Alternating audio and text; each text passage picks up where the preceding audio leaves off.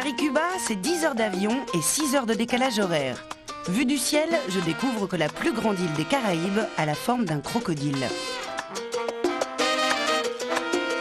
C'est à La Havane que je débarque. 35 degrés, 65% d'humidité en été.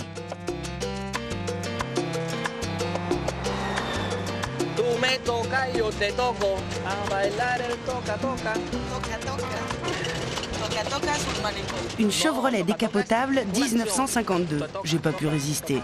Ricardo et son sourire m'ont cueilli à l'aéroport. J'avais le choix. Taxi officiel contre belle américaine. Le charme a gagné.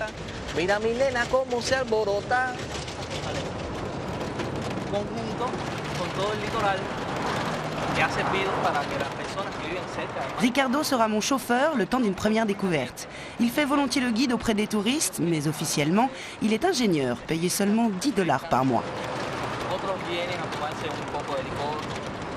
La balade commence sur le Malecón, le front de mer de La Havane. À 200 km en face, c'est la Floride.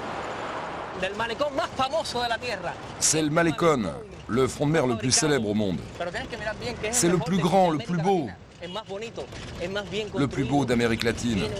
Et regarde cette architecture, c'est incroyable. Regarde-le bien, ce Malecón. C'est une invitation à l'amour. C'est une invitation à la noblesse. C'est une invitation au désir. Amour, noblesse, désir et bien sûr révolution sont les 4 premiers mots de vocabulaire que j'aurais appris.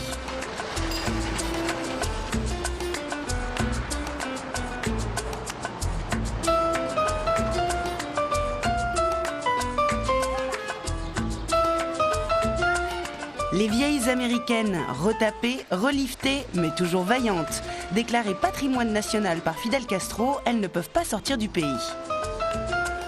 Pour ma première nuit, j'ai décidé de m'offrir un palace. Il y en a une dizaine à La Havane et ils sont moins chers hors saison, environ 500 francs. Alors, autant de passe privés. J'ai choisi le Sevilla parce que Joséphine Baker et Paul Morand venaient y faire la fête. Al Capone, lui, louait tout le 6e étage. Restons simples, moi, je me contenterai d'une chambre. Vous parlez français? Un petit peu, oui. J'ai de la chance, au moins 2 personnes ici parlent français. Au dernier étage de l'hôtel, Graham Greene, Caruso, Lola Flores ont bu du champagne et du rhum et dansé le mambo et le charleston. Il y a les grands événements qui se fêtaient ici au Sevilla. Là, au milieu, on dansait. C'était les grandes fêtes mondaines. Tout autour de la salle où l'on dansait, on mangeait. Ok. Voilà la Havane. Ah oui. Vu d'en haut, c'est rang quand même. C'est beau surtout. Oui, c'est très beau. Très beau. Voilà le Capitole. Là-bas au fond, c'est la réplique presque exacte du Capitole de Washington. Et là, on est centre-ville. Nous, on est juste sur la frontière qui divise le deux Havanes, si on peut l'appeler comme ça. La vieille ville à gauche. À gauche. Centro Havana à droite. C'est l'époque américaine, donc c'est le début du siècle, les constructions commencent à changer. C'est plus éclectique, c'est très beau vu d'en haut, quoi.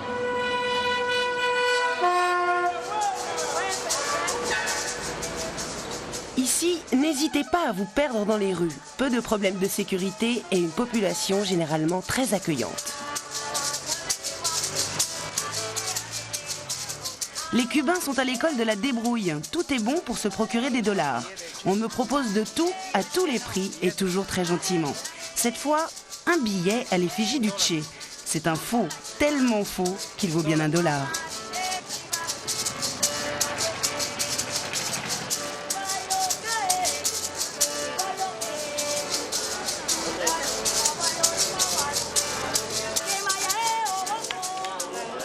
Histoire de mieux comprendre le quotidien des Cubains, je me balade au marché. Sur les étalages, la base de la nourriture cubaine. Un truc étrange, des haricots rouges, du riz, des patates douces et des bananes plantains.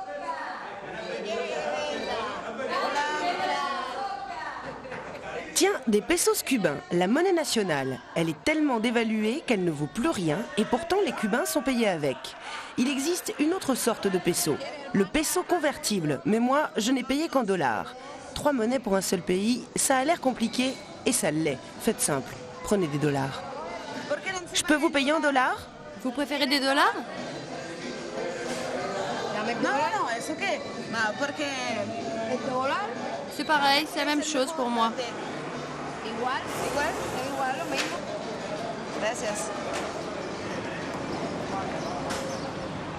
Un jardin public, un temple à l'ombre des Garobos. J'y fais une halte, histoire d'oublier un peu la chaleur. Premier souffle d'air frais depuis 24 heures.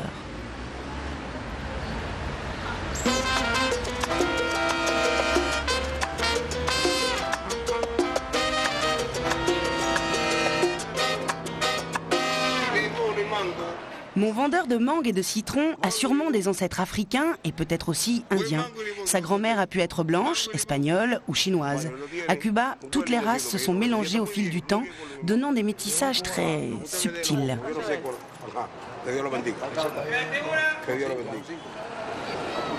Et toujours cette agitation nonchalante. Oh, charmant.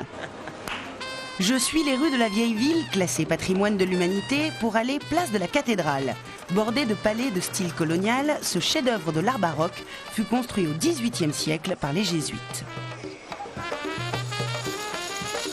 À 2 pas de l'église, un autre genre d'institution, la Bodeguita del Medio. C'est un bar. Hemingway y a passé beaucoup de temps et pris beaucoup de cuites. Alors, tout le monde y va, et moi aussi. Comme Spencer Tracy, Nat King Cole et Garcia Marquez, je succombe au charme des lieux, la musique, le décor. Mais moi, je viens surtout ici pour le mojito. Une pincée de sucre, un zeste de citron, un peu de limonade, de la glace, de la menthe fraîche et du rhum. Surtout du rhum. Le mojito est à Cuba ce que la bêtise est à Cambrai. On sert à la Bodeguita le meilleur du pays. Mais il coûte $4, quasiment la moitié du salaire mensuel cubain. C'est très fort ? C'est un cocktail rafraîchissant. C'est très bon, mais c'est pas très fort. Je sais pas comment on dit, premier. First one. C'est un cocktail typique, très ancien. Il remonte à l'époque où l'Espagne a colonisé Cuba. Les Africains buvaient de l'eau de vie avec de la menthe, et ainsi ils oubliaient leur souffrance.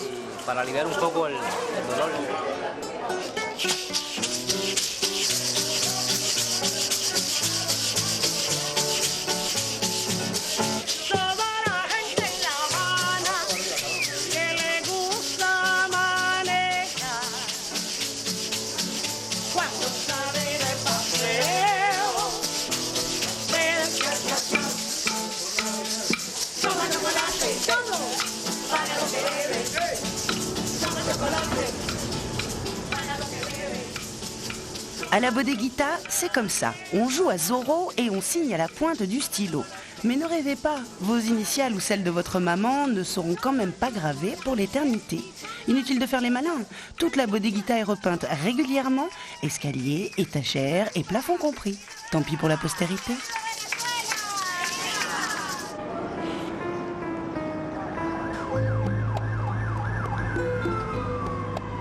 Centro Habana, c'est bientôt l'heure du déjeuner.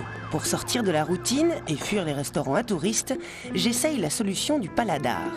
Un paladar, c'est un restaurant privé, dans un appartement ou dans une maison. On m'a donné l'adresse du plus célèbre de la Havane, la Guarida. Je ne sais pas si c'est bon, mais en tout cas, c'est beau.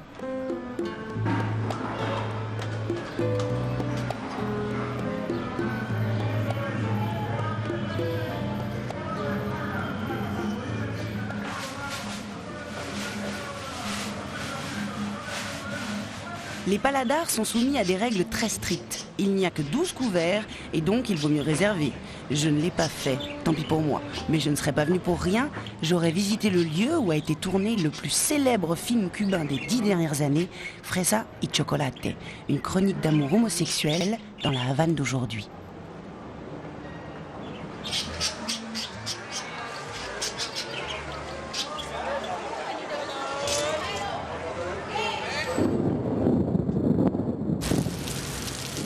À partir du mois de juin et jusqu'au mois d'octobre, c'est la saison des pluies à Cuba. De grosses averses, des orages, mais ça ne dure jamais longtemps et puis ça rafraîchit.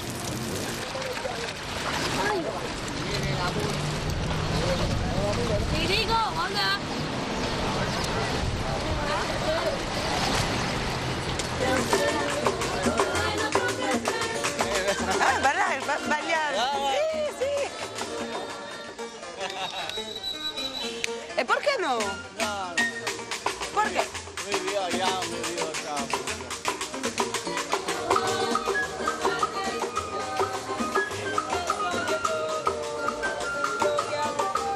Et oui, il a fini par craquer. Les Cubains sont nés musiciens. Ils jouent tout le temps, partout, même la nuit. Leurs racines latines et africaines leur ont donné ce sens de la fête perpétuelle qu'on ne retrouve qu'au Brésil. Ici sont nés rumba, mambo, cha-cha-cha, charanga, pachanga, son, danson, punto, songo et batanga. Je ne quitterai pas Cuba sans avoir percé les secrets de ce déhanchement si particulier.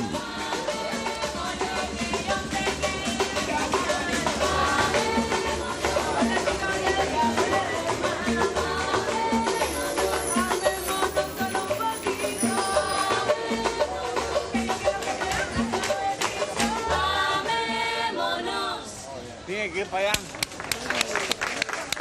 Vamos, mami. Vamos. Vamos. Oye, pues no te adema.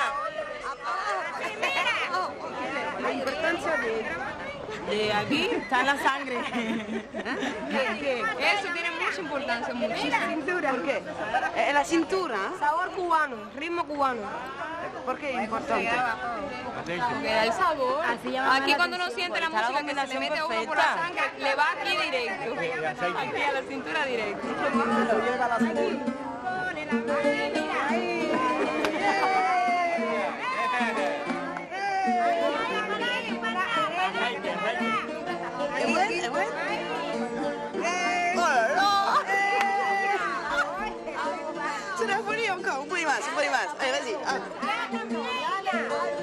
C'est l'heure de la sieste. Sur mon carnet de route, à cette heure-ci, je n'ai qu'un mot à noter.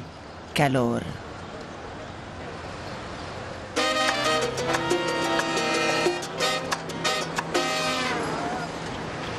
Le week-end, les jeunes Havanais adorent se rendre à Playa del Este, la plage de l'Est évidemment, à 30 km de la capitale. Les transports en commun, il y en a, mais c'est franchement galère. C'est en taxi que j'y suis allée. N'hésitez pas à négocier, 50 francs aller-retour, c'est vraiment pas cher.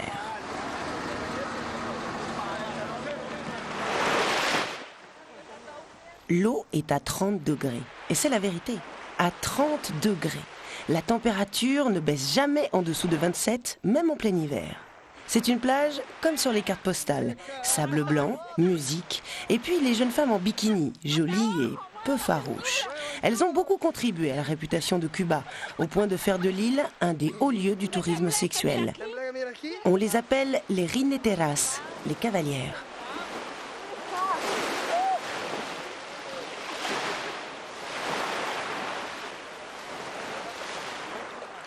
L'amour, toujours l'amour, sous toutes ses formes, tarifé ou pas.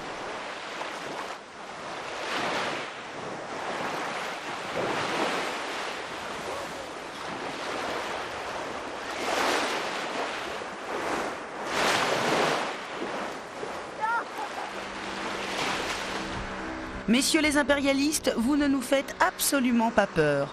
Encore une gracieuseté à l'égard du voisin américain, la peste, l'ennemi et le diable à la fois. Impossible ici d'oublier la révolution. En 1958, Castro et Guevara chassaient le dictateur Batista. C'est ici, place de la Révolution, que Fidel a prononcé ses plus grands discours. Certains duraient jusqu'à 6 heures. C'est là où a eu lieu la messe de Jean-Paul II. Cet homme-là n'est pas cubain, mais il l'est devenu. Un des magnats du tourisme dans l'île. On l'appelle Una. Il est tombé amoureux de la Révolution et d'une cubaine il y a 30 ans. Le meilleur guide qui soit pour ce lieu mythique. Le grand bâtiment. Et les discours de Fidel, c'est... Les discours de Fidel, c'est là. Tu vois, il est au milieu de la tribune, là où il y a le Venceremos, là au milieu. Les défilés du 1er mai, c'est sur toute cette avenue. Ben là, tu as des millions de personnes. Et ici, aujourd'hui, c'est sûr, c'est un endroit traditionnel de visite parmi d'autres. C'est comme on va à la place de la Concorde, on va voir la Tour Eiffel, tout à fait classique. Una m'invite à déjeuner dans un restaurant pour touristes et pourtant, à sa table et donc à la mienne, se retrouvent de grandes figures de l'histoire cubaine. Ça m'est arrivé, ça peut vous arriver. Lui, c'est Corda. Vous savez, la photo du Che avec son béret étoilé sur tous les t-shirts, les posters et toutes les cartes postales. C'est lui, c'est Corda qui l'a faite.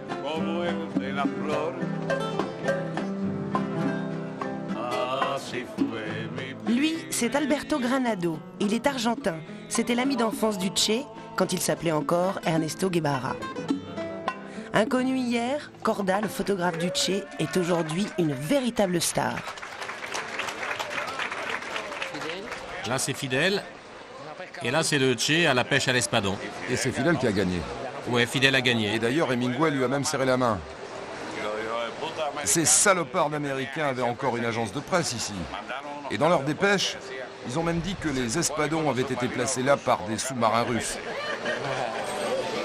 Et pour moi toute seule, sur mon carnet, 2 signatures historiques.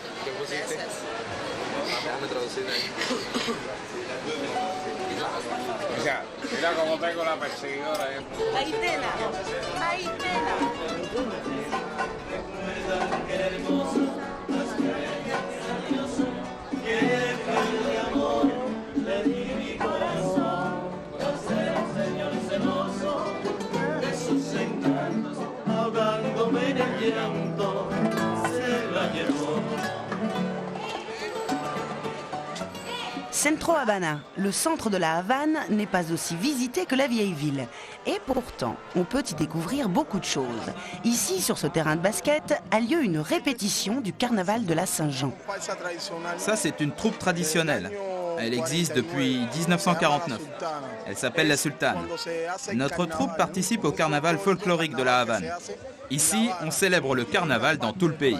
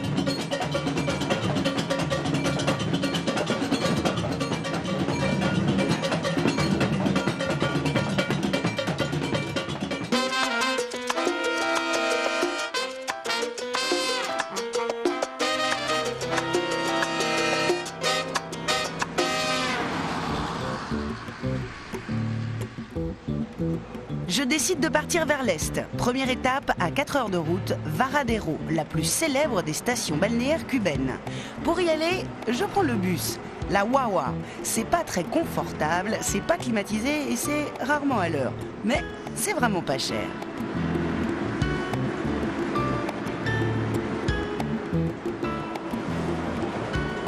Pour rentrer à Varadero, il y a un péage, le seul de l'île, une vraie frontière. Les seuls Cubains autorisés à y pénétrer sont ceux qui y travaillent. À Varadero, je n'aurai pas de problème de langue. On y parle surtout allemand, anglais ou italien et français.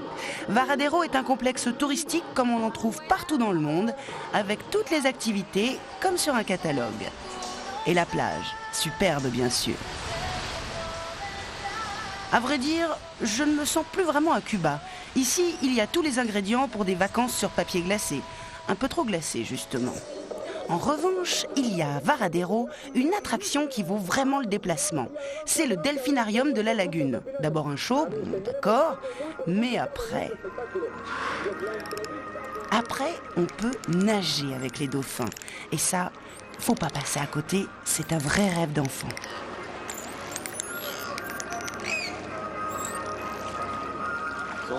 Ce sont 2 bébés. Ils s'appellent Lily et Bibi. Ils ont 2 ans. Et ils sont nés dans notre delphinarium. Ce sont les enfants de Christina et de Sonny, les 2 femelles. Le mâle s'appelle Junior, il a 32 ans, c'est leur père.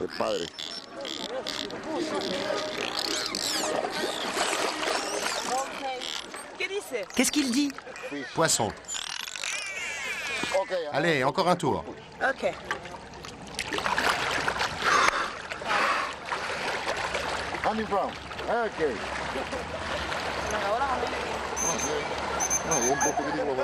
Unique comme expérience. Non, non, vous ne rêvez pas. Moi, si. Les 3 dauphins me poussent les pieds avec leur nez.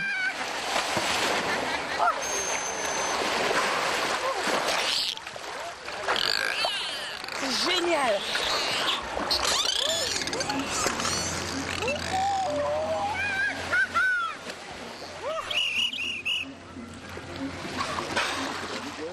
Encore un bisou. C'est important? Oui, mais pas tous les 3 en même temps. Gracias, amigos. Gracias.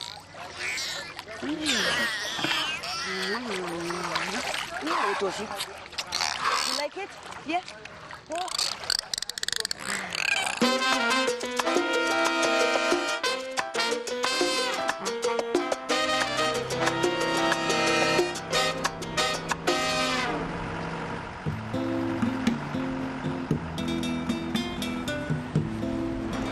Je reprends la route vers le sud, direction Trinidad.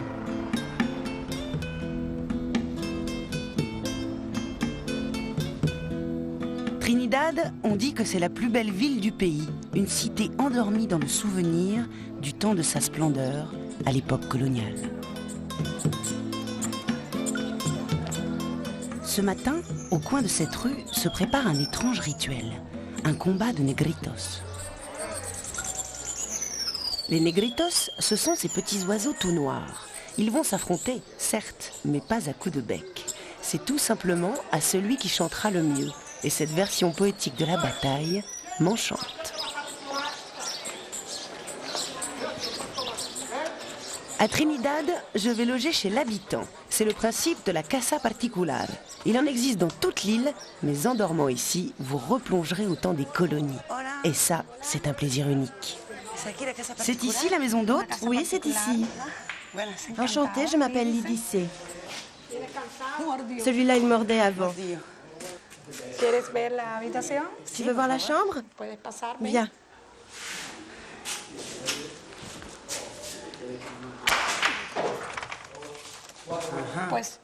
Voici la chambre.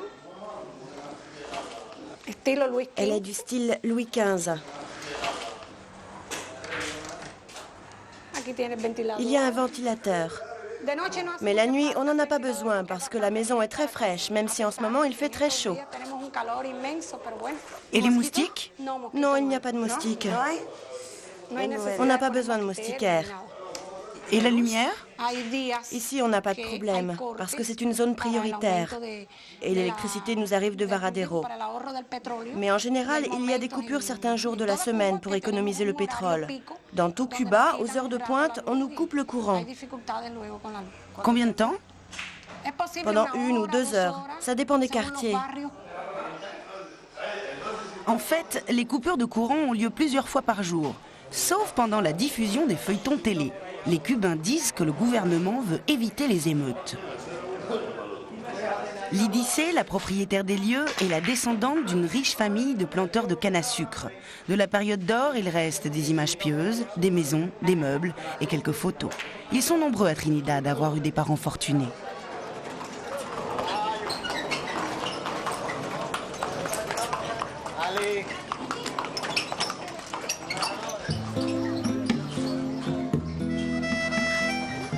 Trinidad a été classé patrimoine de l'humanité.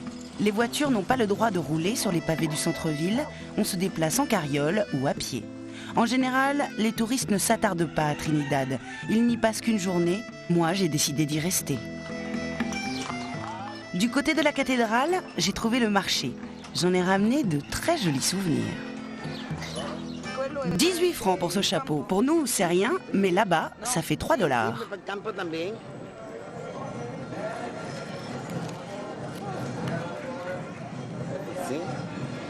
¿Cuánto es?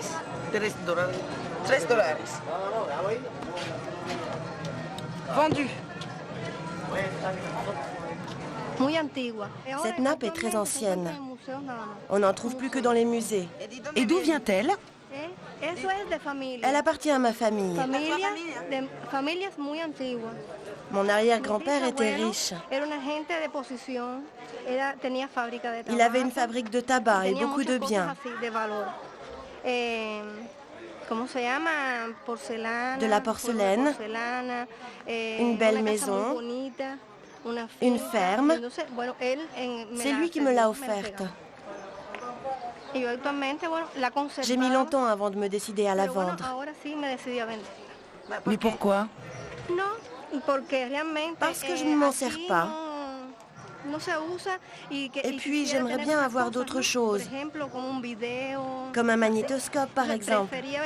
Alors je préfère la vendre pour m'acheter ce dont j'ai envie, voilà.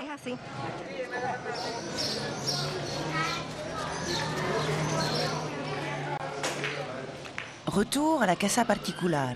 Il fait de plus en plus chaud.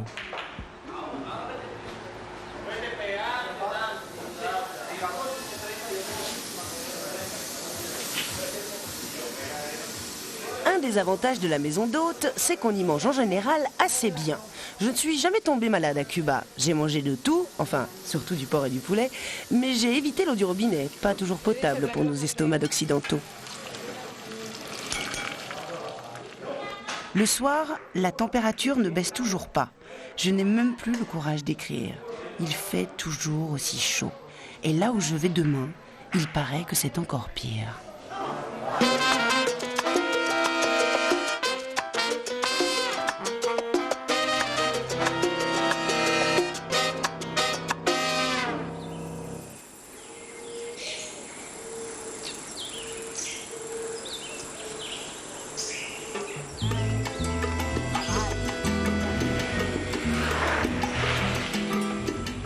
J'ai décidé d'aller encore plus à l'est, en Oriente. 10 heures de route pour rejoindre l'autre capitale de l'île, Santiago. Je roule sur l'artère principale de Cuba, l'épine dorsale du Caïman, comme on dit dans les guides. Une artère qui traverse toute l'île sur plus de 1200 km. La plus longue route des Caraïbes. Contrairement à ce que je croyais, il n'y a pas trop de nids de poules. Mais d'après ce que m'ont dit les Cubains, il faut éviter d'y rouler la nuit à cause des vaches qui s'y promènent.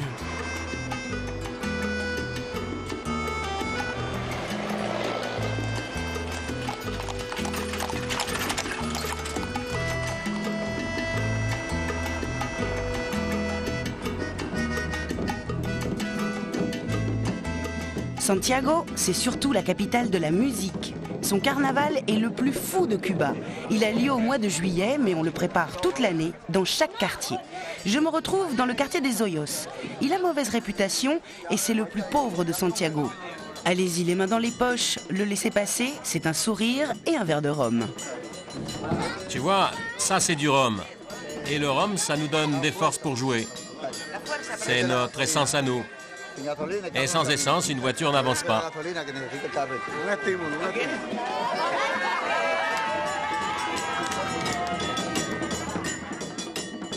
J'aurais raté le carnaval, mais j'en aurais eu un avant-goût avec la répétition. Et c'est déjà très chaud. Tout le quartier descend dans la rue et nous voilà partis pour un vrai défilé. Alcool, musique et danse, ma recette cubaine du bonheur.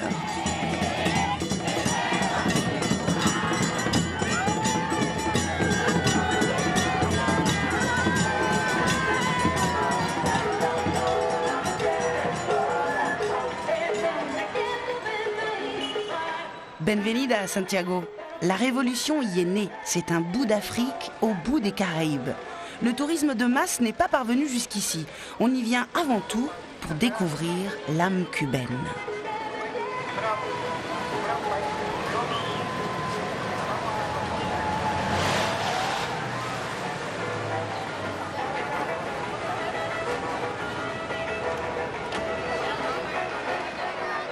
Moi, je suis venue à Santiago à la recherche d'une belle et étrange histoire, celle de la tumba francesa.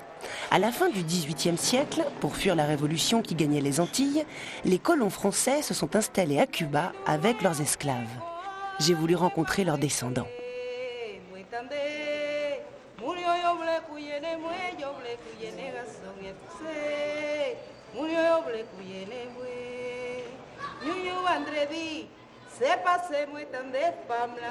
Bienvenue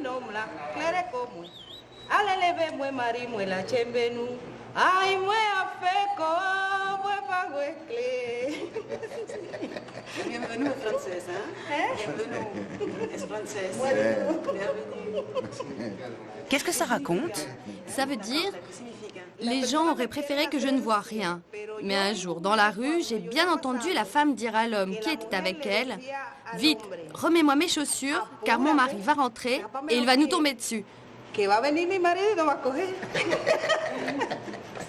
Et de génération en génération, les vieilles traditions françaises se transmettent.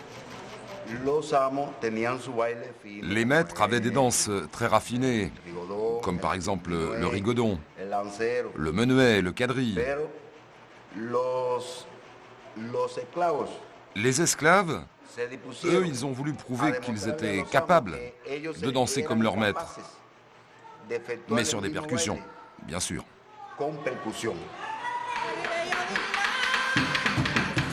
Et tous les mercredis soirs, on peut assister aux répétitions rue Macéos.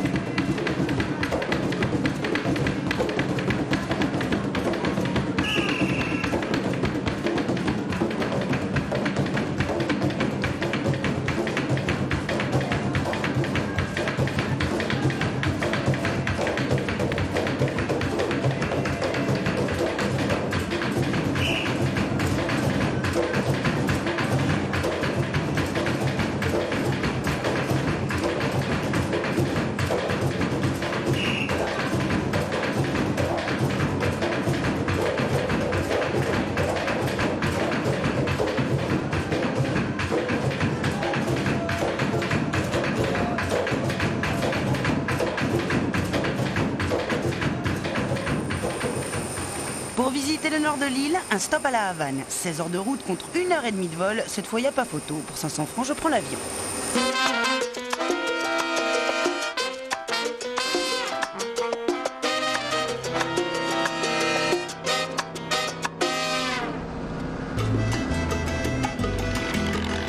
Pas question de quitter Cuba sans être allé du côté des plantations de tabac, à l'ouest, dans la vallée de Viñales. 4 heures de route depuis la capitale.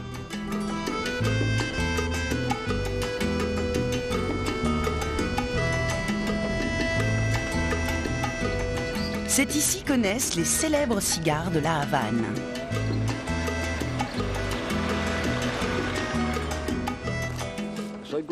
Ça fait 50 ans que je suis cultivateur de tabac. 50 ans que je le cultive et 50 ans que je le fume. J'en fume 15 par jour.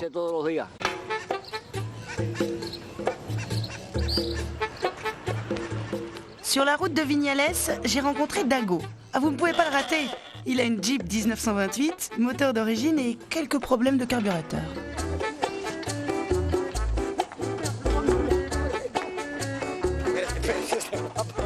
À la Révolution, les Américains sont partis. Ils ont laissé les voitures, mais pas de pièces de rechange. Hein. Et l'embargo n'arrange rien. Scène de la vie quotidienne à Cuba.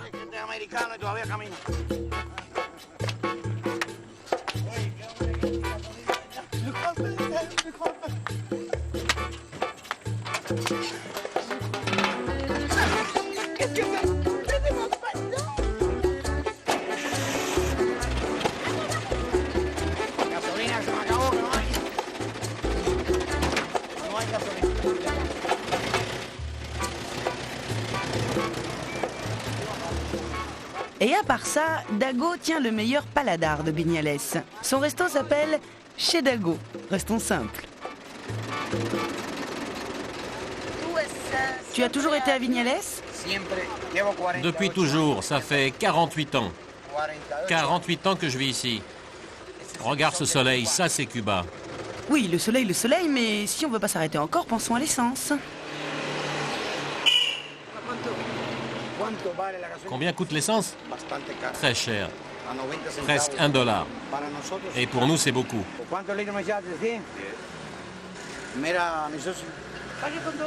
Tu payes en dollars? Bien sûr, il faut bien résoudre. Qu'est-ce que c'est résoudre? C'est le système D. Résoudre les problèmes. Il faut savoir se débrouiller pour mettre de l'essence. S'il y a du dollar, il y a de l'essence. S'il n'y a pas de dollar, il n'y a pas d'essence.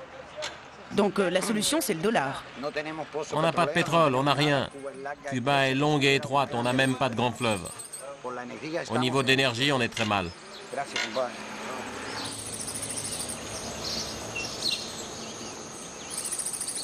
À Viñales, j'ai découvert un merveilleux paysage. La vallée des Mogotes, des pitons rocheux, des cheminées de pierre trouées de grottes. J'ai trouvé un hôtel avec vue sur la vallée, les Jasmins. C'est un vrai coin de paradis et en plus, c'est pas cher. Une vraie bonne adresse. Réveil à 6 heures pour ne pas rater le lever du soleil. Faut dire aussi que cette heure est la plus clémente. À partir de 11 heures, c'est une vraie fournaise. Viñales, c'est la vallée du tabac. J'ai voulu voir comment se fabriquent les fameux Havanes. Encore une fois, rien de plus simple. Il m'a suffi d'aller jusqu'à la première ferme. Le meilleur tabac du monde, c'est le tabac cubain. Ça, y a pas de doute. Le secret, c'est que le tabac doit rester sec. Il ne doit jamais se mouiller. Jamais. Ensuite, il faut bien l'accrocher, le suspendre au bon moment. Le tabac, il faut lui donner le coup de grâce, en temps et en heure.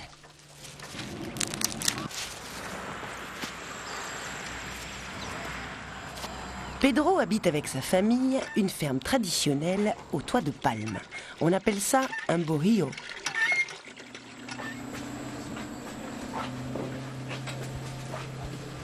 À la campagne, on vit plutôt bien comparé aux villes cubaines. On est loin de la zone dollar, du tourisme de masse et de l'embargo. On fait pousser des légumes, on engraisse le cochon, on plante son café. Et en plus, ici, on roule ses propres cigares.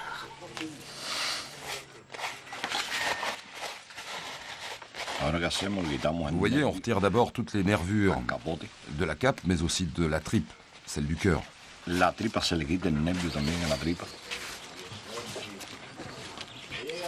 Et puis après, on entoure la tripe avec la cape et on roule le cigare.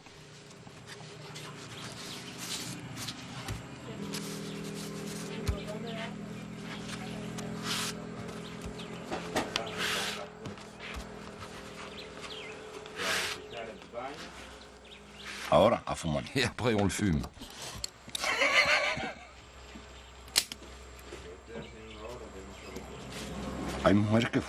Il y a des femmes qui fument. Mais chez moi, les femmes ne fument pas. Moi, je sais que je ne voudrais pas que ma femme fume. C'est comme ça.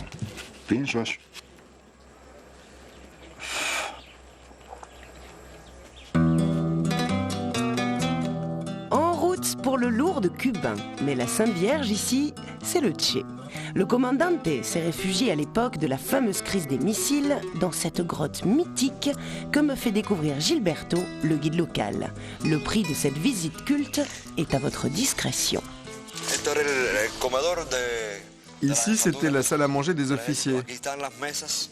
Ici, ce sont les tables où ils mangeaient. Maintenant, nous allons voir les lieux les plus importants qui ont été utilisés pendant la crise d'octobre, la crise des missiles. Je vous invite à continuer la visite.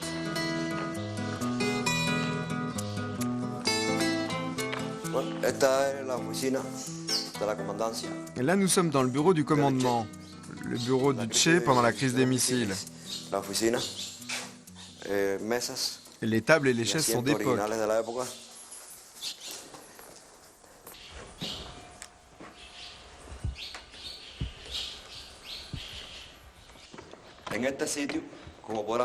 Alors sur cette plaque, vous pouvez lire, ici, il jouait souvent aux échecs.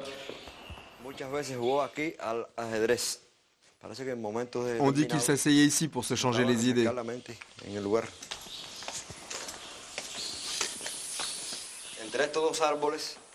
Entre ces arbres, comme l'indique cette plaque, il accrochait son hamac. Entre cet arbre et celui-là, la nature renforce l'originalité de cet endroit. Le Che a raconté qu'un jour, l'arbre s'est coupé en deux. Et le Che a pris soin de l'arbre pour qu'il continue à pousser.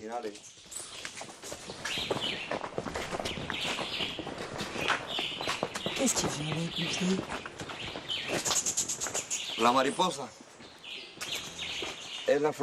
Le papillon, c'est notre fleur nationale.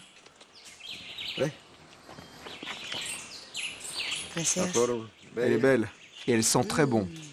La fleur nationale sont le jasmin et le gardénia. Un vrai bonheur. Comme la piscine de l'hôtel, Los Rasmines.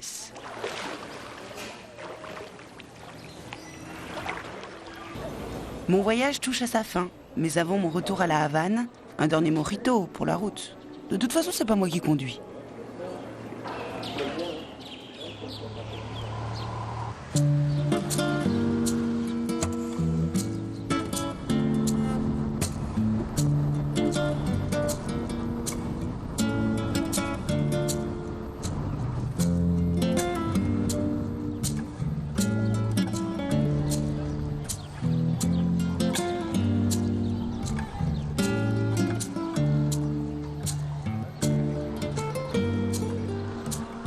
Un dimanche à la Havane, quand on n'a pas les moyens d'aller à Playa del Este, on reste là.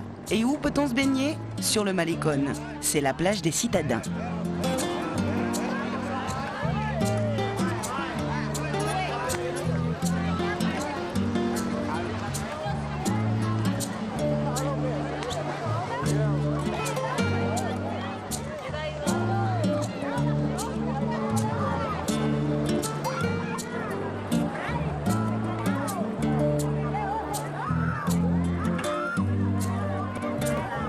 La Havane est plus fraîche que la plupart des villes du Nord parce que les alizés s'y lèvent vers 10 h du matin et que l'alizé est un vent frais et agréable. Mais sur l'eau, même avec une brise, le soleil vous laisse un souvenir cuisant. Et le soir, le soleil se réverbère sur l'eau comme du plomb fondu. Ernest Hemingway.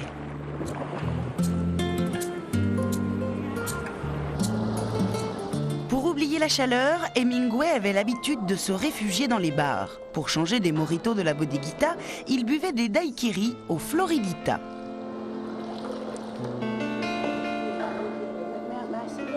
Aujourd'hui, le tabouret sur lequel il avait l'habitude de s'asseoir est même protégé par une chaîne. La meilleure place pourtant, au bout du bar, pour tout voir, sans être vu. Le Floridita n'est pas qu'un temple élevé à la gloire d'Hemingway, c'est aussi et surtout le berceau du daiquiri qu'Hemingway adorait. Pour faire un daiquiri, il faut 8 grammes de sucre blanc et 8 grammes de jus de citron. Ensuite, on exerce un mouvement circulaire pour mélanger le sucre et le citron. Après, on ajoute 5 gouttes de marasquin, et puis encore 45 grammes de rhum blanc, le meilleur rhum pour confectionner un daiquiri.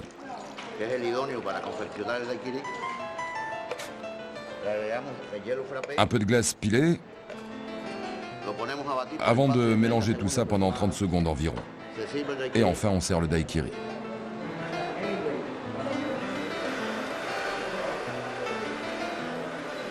Ce n'est pas un cérémonial, mais venir ici sans prendre un daiquiri, c'est comme si on n'était jamais venu au Floridita.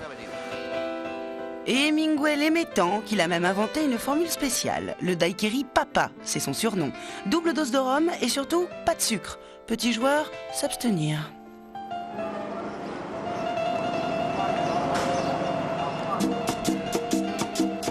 Ma dernière nuit cubaine sera blanche. J'ai fait des progrès en espagnol. Mojitos, son, daiquiri, salsa.